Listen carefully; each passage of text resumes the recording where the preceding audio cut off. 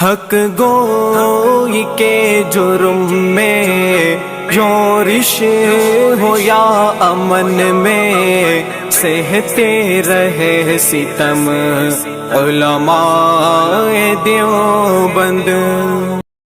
وروسته د علماو کردار سره چې کله پاکستان جوړ شو هغه ټیم تحریک علماء هند دا کانګرس ته یوځیو کانګرس او تحریک علماء هند او احرار الاسلام د درې وانو د پاکستان مخالفت کړو. خو چې کله پاکستان جوړ شو پاکستان وجود لرالو. د پاکستان جوړېدو نه مخکې په 26 اپریل باندې عطا الله شاه بخاری رحمه الله چې دهلی کې کوم تقریر کړو هغه بالکل پر ریکارډ دی. عطا الله شاه بخاری رحمه الله ویل وای کچرتا دا تقسیم د دې د پاروي دا پاکستان جوړیدل د دې د پاروي وای څنګه چې مشرق نه نور راخیږي او د دې زما یقین دی دغه شان د زما په دې یقین دی چې پاکستان به جوړیږي چې څنګه په نور راختو زما یقین دی په پاکستان جوړېدوم زما یقین دی تحریک به کامیابی کې جوړیږي به. خو هغه په هغه رسم دا ویلو کچرته مال سوق ننم دا ضمانت راکی چې وړو کې شانته کله د هندستان یو وړو کې شانته قصبه یو وړو کې ګوند علاقہ کال تمال سوق دا ضمانت راکی چې اسلام په پورا د محمد رسول الله صلی الله علیه وسلم نظام په پورا قائم وي. صرف زبانی جمع خرچ بنئی صرف ناری بنئی د اسلام پنوم باندې اوسه حاصلول بنئی بلکې د اسلام پنوم د اسلام د پاره به حاصلولي. عطا الله شاه بخاری رحم الله ویل زبد ټول نمخ کې د اغه قیادت کوم زبد ټول نمخ کې التزم په خپل بل تکړه وړم او زبد هغه کې د ټول نمخ کې روانم. خدا څه چې وینم وای نوجوانان نسل له دوکه ور کول کېږي د اسلام پنوم باندې به اوسه واغستل شي خو اسلام به پکې نه. خو چې کله پاکستان جوړ شو عطا الله شاه بخاری رحم الله گجراوالی کې د احرار الاسلام د ټولو نه غټ کانفرنس وکړو او هغه ویل ما مخالفت کړو زه د پاکستان مخالفم.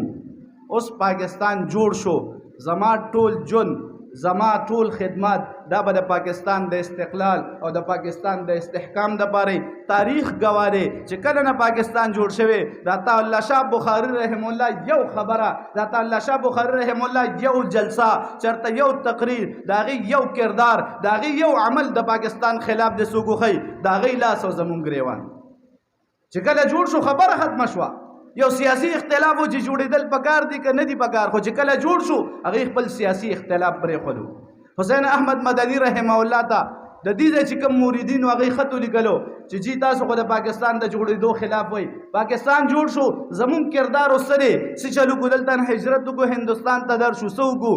حسین احمد مدنی رحمه الله مکتوب نن آن د ریکارډ په تاریخ د صفحه باندې موجود دی هغه ورته ویل وینا وای د پاکستان د استحکام د لپاره کوشش وکړي پاکستان جوړ شو اوس د دې د خرابولو کوشش مکوئ او دروي دا بخپل خپو باندې مضبوط کړي پاکستان او د پاکستان د لپاره خدمت وکړي. او عجیب جمله ویله حسین احمد مدنی رحم الله هغه ویل یو علاقې کې جمعات جوړیږي د علاقې خلک د اختلاف کولای شي جمعات وړو کې پکار دی که جمعات غټ پکار دی دې ځای کې جمعات پکار دی که دې ځای کې جمعات پکار دی دا اختلاف د علاقې منځ کې راتلی شي د کلی خلکو منځ کې دا اختلاف راتلی شي. خو چې کله جمعات جوړ شي په ټول خلکو د جمعات تعظیم بالکل لازم دی او ټول خلک به د جمعات تعظیم کوي. بیا به داسې نه وي چې دا جمعات خو زما د رای خلاف جوړ شوی دی ما خو دلته نه ویل ما خو دې ځای کې جمعات غوښتو ما خو دونه نه ویل ما خو دونه جمعات غوښتو چې جمعات جوړ شي د هر چا دپاره مقدس شي. هغې د پاکستان تشبیه جمعات سره ورکوي به دا خو د یو جمعات غوندې جوړېدلو اوس به ټول خلک د پاکستان د استحکام دپاره کار کوي. دریم نمبر ابوالکلام آزاد رحمه الله هغه د پاکستان تحریک پاکستان مخالفت کولو او د مخالفت وجه او مقه چې ما درته ذکر کړو مقه درې وجه وي. خو چې کله پاکستان جوړ شو او بیا چې کوم ریاستونه او هغې له د الحاق اجازت ملو شو چې ستاسو د چا خوښی پاکستان سره الحاق وکړي بلوچستان قلات ریاستو سوات ریاستو داسې نور ځان له ریاستونو دې ته ویل چې څوک چا سره ملاویږي څوک چې چا سره الحاق کوي ضم کېږي هغې سره د الحاق وکړي. امیر حیدر خان د قلات د بلوچستان د رئیسو هغه چې کله دا حکم رالو چې ته چا سره پیوسته کېدل غواړې هغې اراده وکړه چې بلوچستان هندوستان سره کې. خو د هغې نه مخکې امیر بخش بزنجو د هغې وزیر خاص هغې ته ویل ته پهله لاړ شه هندوستان ته او د کانګرس چې کوم مشران دي هغې سره ته ملاقات وکړه او هغه ته دا ووایه د هغې نه رای واخله چې یاره زه دا غواړم چې بلوچستان هندوستان سره الحاق وکړو هندوستان سره شي. بزنجو صاحب وایي زه چې لاړم وایي د ټولو نه مخکې پهله ملاقات ما ابوالکلام آزاد رحمه الله سره وکړو چونکې سرکردر لیډر و. وایي ما چې ده سره ملاقات وکړم نو نورو سره به لاره لږ اسانه شي او دی به مې کانګرس والا سره ملو کي. وایي چې زه هغه سره کېناستم هغې راته چې څنګه راغلی. وایي ما ورته چې امیر حیدر خان را لېږلی او د هغې اراده دا ده چې د بلوچستان الحاق چې دی نو دا هندوستان سره وکړي. زه تا سره مشورې له راغلم چې د کانګرس د خلکو نه رای والم. وایي مولانا ابوالکلام آزاد ډېر زیات خفه شوي راته چې دا څه کوئ دا بدونه کوي. وایي ما ته چې لاړ شه هېڅ چا سره میلاو نه شي. امیر حیدر خان ته ووایي چې الحاق پاکستان سره وکړه هندوستان سره الحاق ونه کړي. او وایي زه هلته نه واپس راولېږلم بالکل تاریخ د پاکستان تاریخ او بالکل کتاب کې موجود دا خبره ان د ریکارډ ده.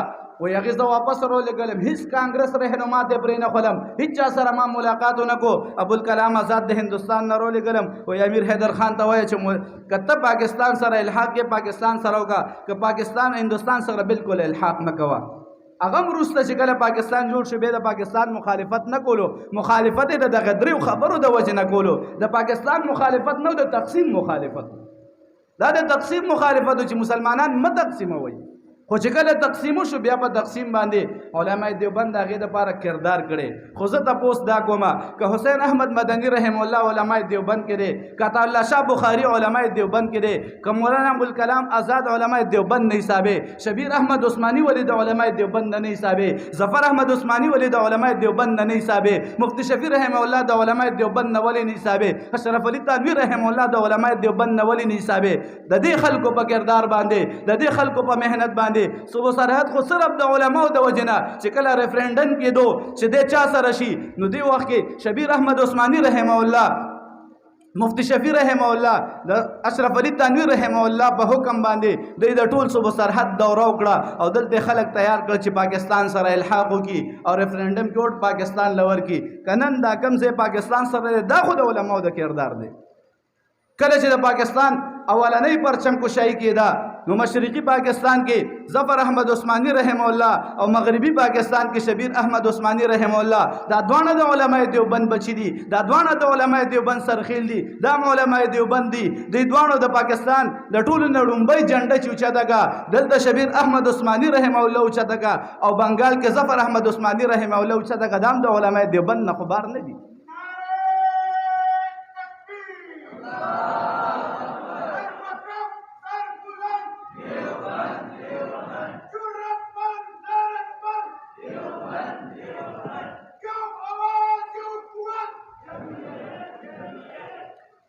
دا علماء دیوبند دي د دې کردار ولې مخې نه نن د نوي نسل مازغه صرف د دې لپاره د هغې ذهن کې دا خبره اچول چې علماء دیوبند خو د پاکستان خلاف و. شبیر احمد عثماني دا د علماء دیوبند دا د دیوبند شیخ التفسیر د دیوبند شیخ التفسیر د هغې کردار ولې مخې ته نه راولي. اشرف علي تنویر رحمه الله چې د دې ټولو سالار دی د دې ټولو شیخ دی د دې پیر طریقت دی هغې په خصوصي حکم باندې شبیر احمد عثماني رحمه الله مسلم لیگ کې شامل شو. مفتی شفیع رحمه الله مسلم لیگ کې شامل شو. دا علماء دیوبند دي. صرف کردار کشي نه د پکار حقیقت خودل پکار دي. دوه طرفونه خودل پکار دي او دا ویل پکار دي دا ورته ویل پکار دي چې څه دپاره دی ولې مخالفت کړو. دا ما ستاسو مخې ته واضح کړل د دې نقطو نه مخالفت کړو. نن تاریخ دغه درې واړه خبرې بالکل واضح او بالکل ثابت کړې.